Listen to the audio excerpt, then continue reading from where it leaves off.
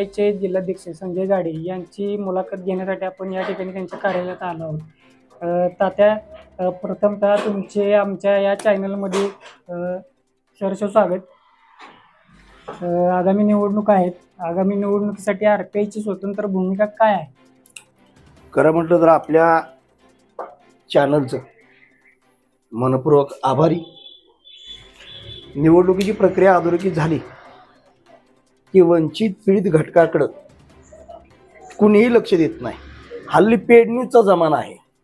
ज्याची जाहिरात मोठी, ज्याची जाहिरात हजारोची, त्याच्या बातम्या म्हणजे लोकशाहीचा चौथा आधारस्तंभ सुद्धा बऱ्याच वेळेला गोदी मीडिया झालेला दिसत असताना तुमच्यासारख्या जागरूक पत्रकारानं माझ्यासारख्या सर्वसामान्य कुटुंबातील व्यक्तीची किमान मुलाखतीसाठी पात्र ठरवावं. हे खरं म्हटलं तुमचं मनपूर्वक आभार. विचारा प्रश्न काय म्हणतो तुम्ही युतीत जाणार आहात का, की काही ठिकाणी स्वतंत्रपणे उमेदवार देणार आहात? नाही, युतीत जाण्याचा प्रश्नच येत नाही. कारण युती म्हणजे भाजप ही राष्ट्रीय स्वयंसेवक संघाच्या जीवावरती, त्यांच्या कन्सेप्टवरती राज्यकारभार करणारी पक्ष संघटना आहे. त्यामुळं युतीचा प्रश्नच येत नाही. आरपीआयचा सातारा जिल्ह्यातील नेमका आधार वर्ग किती मजबूत आहे? मतदार वर्ग हा जो आहे रिपब्लिकन पार्टी ऑफ इंडियाचा, जो बुद्ध शिवराय फुले शाहू आंबेडकर, अण्णाभाऊ साठे, लोकशाहीर अण्णाभाऊ साठे, वीर लवजी वस्ताद, फातिमा बिशेख यांच्या विचारानं प्रेरित झालेला जो खरा आंबेडकरवादी आहे, तोच मूळ मतदार वर्ग आहे आमचा. प्रत्यक्ष जमिनीवर संघटन किती सक्रिय आहे? जमिनीवरचं संघटना म्हणाल, तुमच्या माहितीसाठी सांगतो, आमदार आणि खासदार वर्षातून एक वेळ रस्त्यावरती येतात, निवडणूक लढवतात, निवडून जातात. तदनंतर त्या मतदारांकडे कधी डुंकून बघत नाहीत. मात्र निवडणुकीचा निकाल लागला की दुसऱ्या दिवसापासून रस्त्यावरचे आमदार आणि खासदार आम्हीच असतो. त्यामुळं विकासाच्या बाबतीत किंवा इतर गोष्टीच्या बाबतीत सदैव आम्ही सक्रिय असतो, त्यात शंकाच नाही काय. तर कोणत्या तालुक्यात तुम्ही मजबूत असा दावा करताय? सातारा तालुका आहे, कोरेगाव तालुका आहे, जावळी तालुका आहे, कराड दक्षिण उत्तर आहे. काही ठिकाणी आमचे उमेदवार अगदी सक्षम आहेत की जे निवडून येऊ शकतात. भीमशक्ती एकत्र येत नाही, याचे काय कारण? आता वरिष्ठ पातळीचे, राष्ट्रीय पातळीचे जे नेते आहेत, हा प्रश्न त्यांना विचारत संयुक्त ठरेल. आरपीआय, व्हीबी, बीएसपी आणि इतर आंबेडकरी संघटना सतत वेगवेगळ्या का लढतात? प्रत्येकाचा अजेंडा वेगळा आहे. आता आमची नेमकी अडचण काय झालेली आहे, अनेकांना बाबासाहेब विकता येतो, आम्हाला बाबासाहेब विकता येत नाही. कारण बाबासाहेब आंबेडकरांच्या संकल्पनेतला जो रिपब्लिकन पार्टी ऑफ इंडिया पक्ष आहे, हा पक्ष बाबासाहेब हयातीत असतानाच त्याचं कामकाज बाबासाहेबांनी बघितलं. त्यांच्या महापरिनिर्वाणानंतर कर्मवीर दादासाहेब गायकवाड आणि कर्मवीर दादासाहेब गायकवाडच्या निर्वाणानंतर रासू गवई म्हणजे दादासाहेबांनी त्याचं राष्ट्रीय अध्यक्ष म्हणून पदभार स्वीकारला होता. आज राष्ट्रीय अध्यक्ष म्हणून मागच्या वर्षी कर्नाटकचे माजी आमदार एस राजेंद्रन होते. आता राष्ट्रीय अध्यक्ष आमचे पंजाबचे धनोआ साहेब आहेत. हा ओरिजिनल पक्ष असल्यामुळे याच्यामध्ये घराणेशाही नाही आहे. म्हणजे रासू गवई साहेब राष्ट्रीय अध्यक्ष झाले की त्यांच्या पश्चात डॉक्टर राजेंद्र गवई साहेब राष्ट्रीय अध्यक्ष, डॉक्टर राजेंद्र गवई साहेबांनंतर त्यांचा चिरंजीव राष्ट्रीय अध्यक्ष, ही असली पद्धत या पक्षामध्ये नाही. लोकशाही मानणारा, निवडणूक आयोगाच्या सगळ्या प्रक्रिया पूर्ण करणारा हा ओरिजिनल पक्ष आहे. त्यामुळं आत्ताचे जे राष्ट्रीय अध्यक्ष आहेत ते पंजाबचे आहेत. मात्र महाराष्ट्रामध्ये राष्ट्रीय अध्यक्ष, राष्ट्रीय नेते म्हणून डॉक्टर राजेंद्र गवई साहेब काम करतात. यामागे अहंकार आहे की राजकीय हितसंबंध आहे? आता ते त्या पक्षांना विचारलं पाहिजे. आमची अडचण अशी झालेली, तुम्हाला सांगितलं मी, हा ओरिजिनल पक्ष असल्यामुळे आम्हाला बाबासाहेब विकता येत नाही. बाबासाहेब विकता येत नाही आम्हाला. आता ज्यांना बाबासाहेब विकायचं आणि दुकानदारी चालवायची आहे त्यांच्याबद्दल मी बोलणं योग्य नव्हे. कसं असतं माहिती आहे का, कधी कधी रक्ताचेही विचाराशी प्रतारणा करतात, पण जे विचारांचे वारसदार असतात ते कधीही विचारांची प्रतारणा करत नाहीत. आम्ही बाबासाहेब आंबेडकरांच्या विचारांचे वारसदार आहोत, त्यामुळे आम्हाला बाबासाहेब विकता येत नाही. शिंदे साहेबांकडे तुमचे काही नेते झुकत आहेत, ही चर्चा सुरू आहे.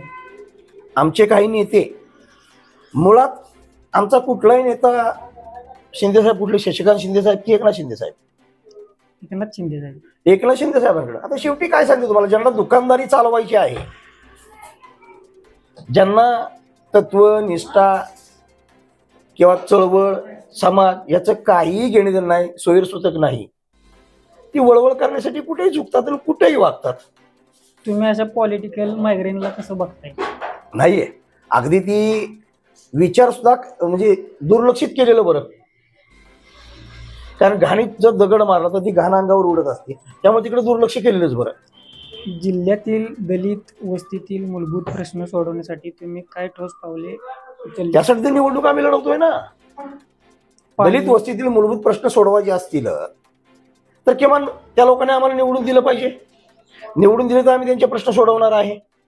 चळवळीत काम करत असतो म्हणजे आम्हाला कुठलं मानधन नसतं, कुठला पगार नसतो.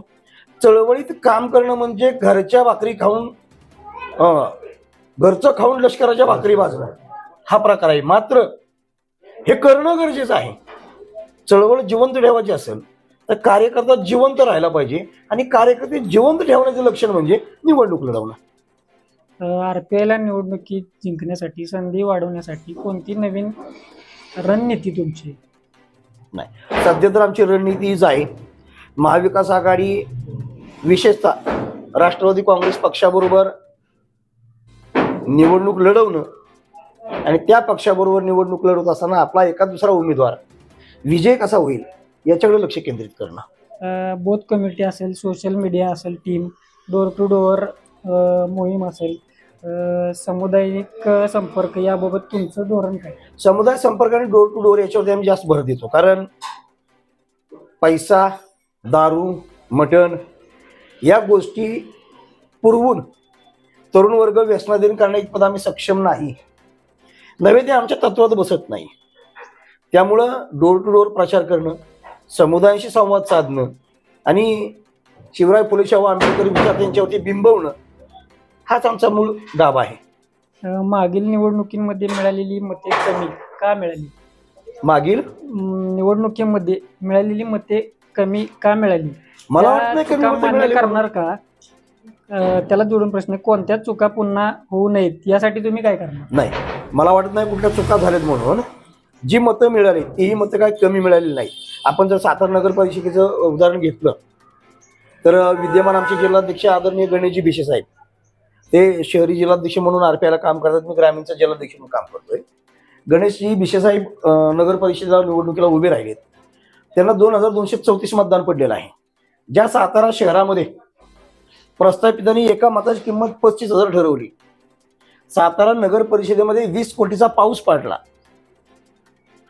आम्ही मात्र कुठलंही आमिष न दाखवता वडापाव खाऊन लोकांमध्ये शिवरायांचे आणि आंबेडकरांचे, शाहू महाराजांचे, फुलेंचे विचार बिंबवून जे 2234 मतदान भेटले ते कमी नव्हे, अजिबात आमच्या दृष्टीने ते मतदान कमी नाही. RPI मध्ये फूट आणि गटबाजी का वाढते? मला वाटतं हा प्रश्न वरिष्ठ पातळीवर राष्ट्रीय नेत्यांना विचारणं सोयीस्कर वाटेल. केंद्रीय नेतृत्वाशी संवाद किती मजबूत आहे आपला? केंद्रीय नेतृत्व अगदी फ्लेक्झिबल आहे. तुमच्या माहितीसाठी सांगतो साहेब, मनात जर आणलं, माननीय डॉक्टर राजेंद्र गवई साहेब एका महिन्याच्या आतमध्ये विधान परिषदेवरती आमदार म्हणून जातील, एका महिन्याच्या आतमध्ये. मात्र स्वाभिमान अडवा येतोय. स्वाभिमान घाण टाकून कुठलंही पद मला नको आहे, स्वाभिमान घाण टाकून कुठलंही पद नको आहे, या विचाराचं आमचं केंद्रीय नेतृत्व आहे डॉक्टर राजेंद्र गवई साहेब. आणि त्यांचा आम्हाला आदेशच तो आहे, स्वाभिमान घाण टाकून कुठलंही इप्सित साध्य करू नका. वेळ प्रसंगी तोटा सहन करावा लागला तरी चालेल, मात्र स्वाभिमानाला ठेस पोचणार नाही याची काळजी घ्या. स्थानिक नेते आपल्या मनाने वागत आहेत असं तुम्हाला वाटतं?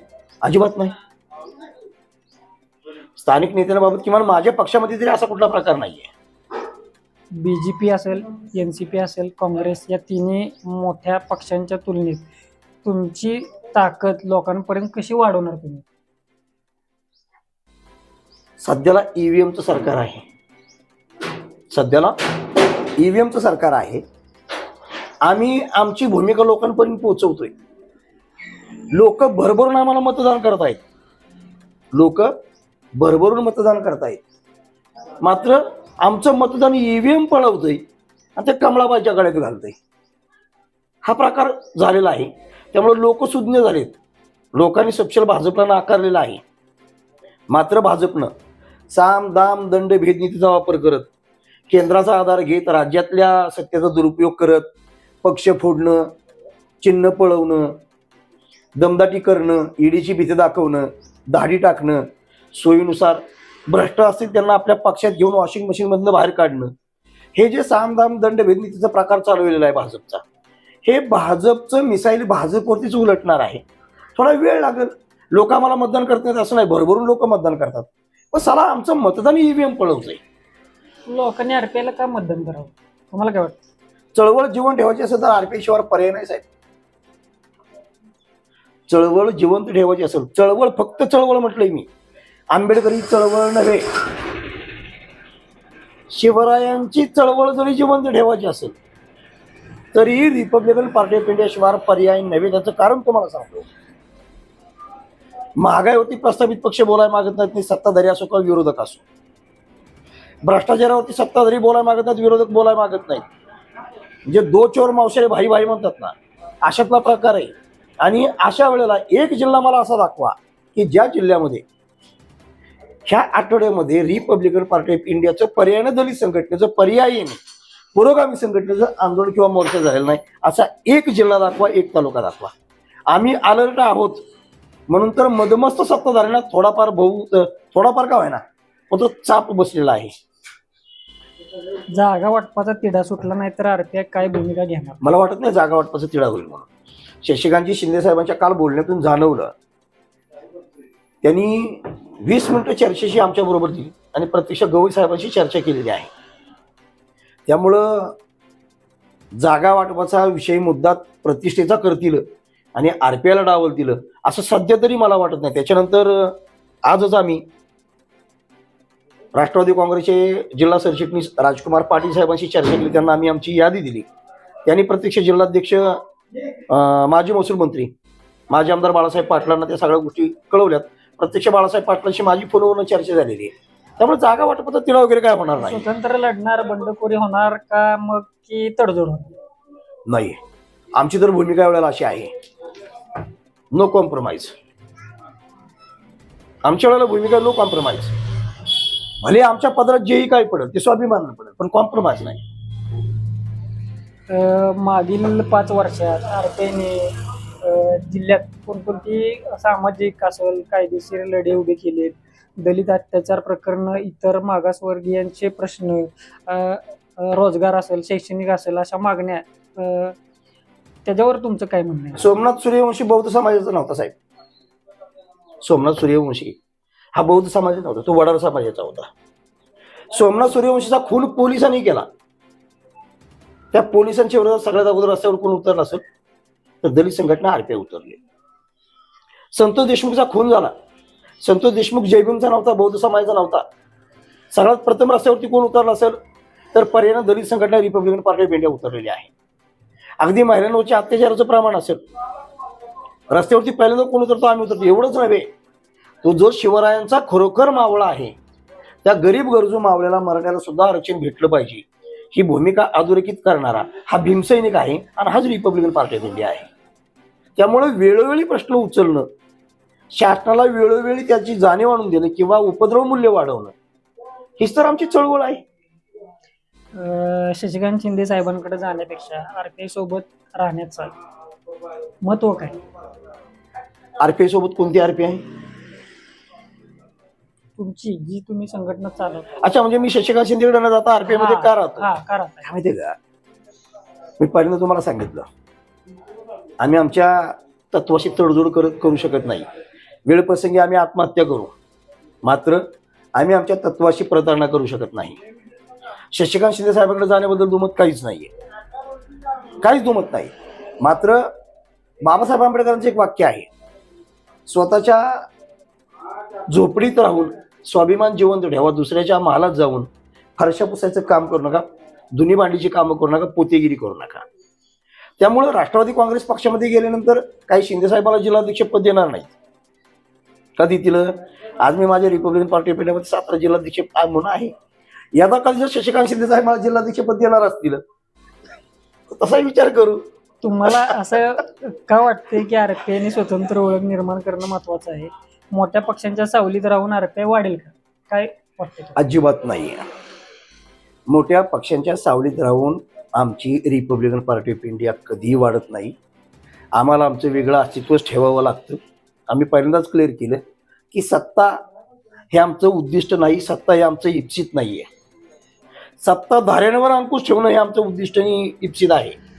आज जर रिपब्लिकन पार्टी ऑफ इंडिया मंत्र्याच्या विरोधात आंदोलनाची भूमिका घेते, ही धमक फक्त रिपब्लिकन पार्टी ऑफ इंडियामध्ये आहे. एखादा आमदाराच्या विरोधात आंदोलनाची भूमिका घेते, ही धमक फक्त रिपब्लिकन पार्टी ऑफ इंडियामध्ये. सांगा मला तुम्ही कुठल्या मंत्र्याच्या विरोधात प्रस्थापित पक्षांनी आंदोलनं केली? कुठल्या मंत्र्याच्या विरोधात प्रस्थापित संघटनेने धरणे आंदोलने उपोषण केलीत? रस्त्यावरची लढाई लढणं हा आमचा रिपब्लिकन पार्टी ऑफ इंडियाचा अजेंडा आहे. महायुतीने तुम्हाला निमंत्रण दिल्यास तुम्ही काय भूमिका घेणार? ज्या गावाला जायचं नाही त्या गावचा रस्ताच विचारायचा नाही, ही भूमिका आमची आहे. तुम्ही व्यापक आंबेडकरी ऐक्य साधण्याचा प्रयत्न कराल? नक्कीच. आमचं प्राधान्य त्याला आहे. लोकसभा निवडणुकीमध्ये सुद्धा आम्ही सगळ्या पक्ष संघटनेला विनंती केली होती की उभा राहिलोय मी, मला सगळ्यांनी सहकार्य करा. मात्र प्रत्येक पक्ष संघटनेला आपल्या एबी फॉरवरती उमेदवार उभा करायचा असतो, त्यांना त्यांचं महत्त्व वाढवायचं असतं, टिकून राहायचं असतं. त्यांनी त्यांचं काम केलं, मी माझं काम केलं. 37,062 मतदान भेटलं. हे सुज्ञ साताराकरांनी दिलेलं मतदान आहे, ते कमी नव्हे. मला खात्री आहे यावेळेला मला 37,062 मतदान भेटलं. पुढच्या वेळेला मला 3,70,620 मतदान मिळेल. एवढं चांगलं काम करायचं आहे आणि साताऱ्याचा खासदार व्हायचा आहे. आता शेवटचा प्रश्न विचारतो, आरपीआय वेगळ्या मार्गाने जाणार? नाही, वेगळा मार्ग अवलंबण्याचा प्रश्नच निर्माण होत नाहीये. बाबासाहेब आंबेडकरांनी जी चाकोरी बुद्ध आम्हाला काही नियमाटीने बंधनं घोषित घालून दिलेली आहेत, त्याच्या बाहेर जाता येत नाही आम्हाला.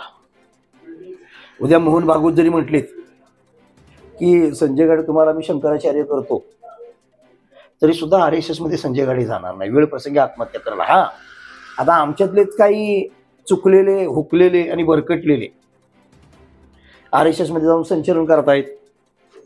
RSS मध्ये जाऊन स्वाभिमानानं सांगतात की RSSचं हिंदुत्व बाबासाहेब आंबेडकरांना मान्य होतं.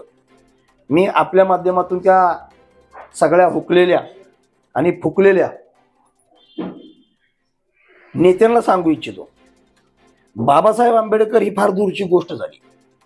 साहित्य सम्राट लोकशाहीर अण्णाभाऊ साठे म्हटले होते, संघाच्या या बाशिंगाचे गोंडे तोडाया. काय अण्णाभाऊ साठे म्हटले होते? संघाच्या या बाशिंगाचे गोंडे तोडाया, शेतकऱ्यानं कष्टकऱ्यानं उठा, संघाचे भूत मातीत गाडाया.